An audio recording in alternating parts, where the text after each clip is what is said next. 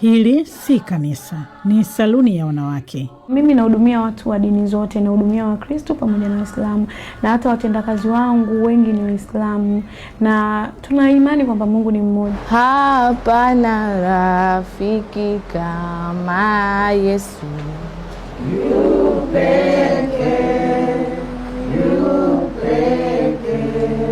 Hello, naitwa Maria Wilson almaarufu kama Chido Point. Karibu saloni kwetu, urembo na kuabudu. Na ukija saloni kwetu, make sure mbeba tenzi za rohoni. Tutaimba nyimbo kama nionapo amani kama shwali. Mimi reality kwa maisha yangu nimeokoka, napenda Yesu, napenda kuimba. Kwa hiyo ilikuwa saloni kwangu, hata na wadogo zangu na ushirikiana nao kwenye kazi wanajua dada anapenda kuimba.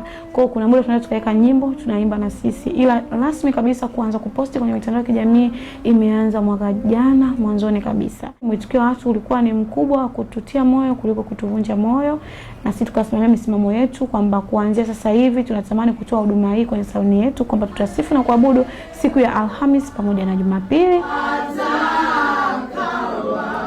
Sijawahi kutegemea kwamba eti sijui kama hapo Nigeria, Kenya, wa Kongo, Ufaransa, napigiwa simu US, napigiwa simu mtu anamwambia najisikia kutoa sadaka yangu, mmenibariki. Yaani sio tu kwamba nawabariki wale kwa saluni, no. Kwamba yani videos na anoint mpaka nawabariki watu ambao wanaona tu. Yaani mtu anaview na anabarikiwa. Mwingine anipigia simu analia, naangalia video yako najisikia kabisa kuna kitu kinashuka. Kwa hiyo utukufu ni kwa Mungu. Sikutegemea kabisa. Mimi nilijua kwamba nipo siku nitajulikana pengine kwa kusuka vizuri, kwa kubuni style mpya, lakini imekuwa tofauti. Najulikana kwa sababu ya kumshirikisha Mungu kwenye biashara zangu pasipo kuogopa kupoteza chochote.